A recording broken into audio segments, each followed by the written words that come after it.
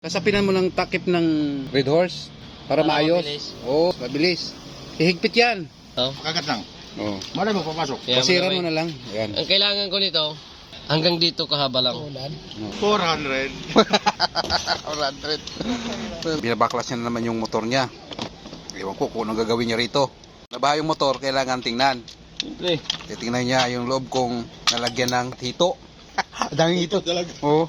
Yung motor niya na yan, nung nakaraang linggo, kinabit niya yung Torque drive. third drive. So, titingnan niya kung maganda pa ba.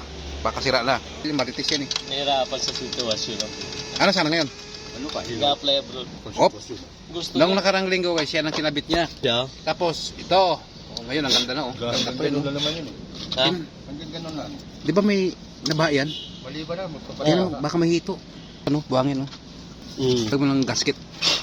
So yan. Ano kinabit mo na nakaran? Yun. Ito, bago to. Bago yun. Ito, Tapos, bago to. bago rin yan. Oh. Sa, tinignan niya kung nandyan pa. Hindi, lalagay niya ng dalawang pambelt. Baka nawawala. So okay na yung kinabit niya nung nakarang linggo. Ewan ko, sobrang bilis na siguro ng motor na to.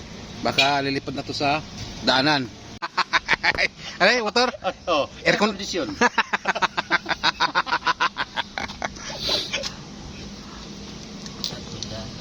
Air condition ha?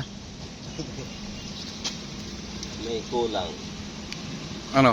Layo. Yo?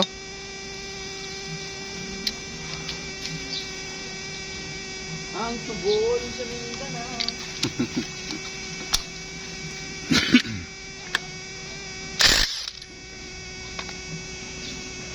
Ayos.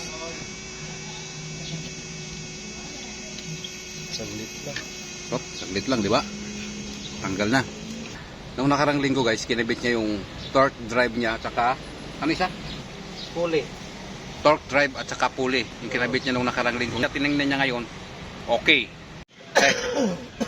Tay, Huwag kang umupo dyan. lakas biyahe. Huwag kang umupo dyan. Yan ang bagong bili niya Yan ang nung nakaraang linggo. Yan din ang kinabit niya. Siyempre yung iba yung kabit. Yan na yung grasa guys dati, nung nakaraan, buo-buo pa. No? siyempre kasi ano to eh. Malinis yung pagkagawa, kaya yung grasa. So 1 week na siyang ginamit, yan pa rin ang grasa oh. Parang hindi nabawasan. Hindi marumi. Hindi nangitim. Hindi. Binalik niya na naman. Op. Ayos ah.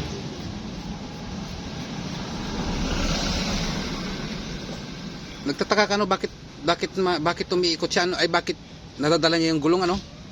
Oh. Kasi pag yan, binalik niya na yung pulley niya na kinabit nung nakarang linggo.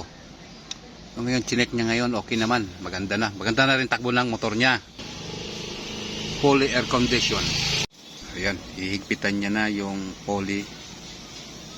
polycarpio.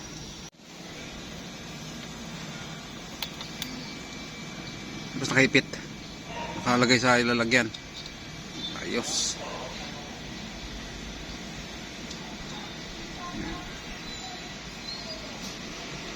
Diba? Ayos ang pagkabit. Oh, tandaan lang.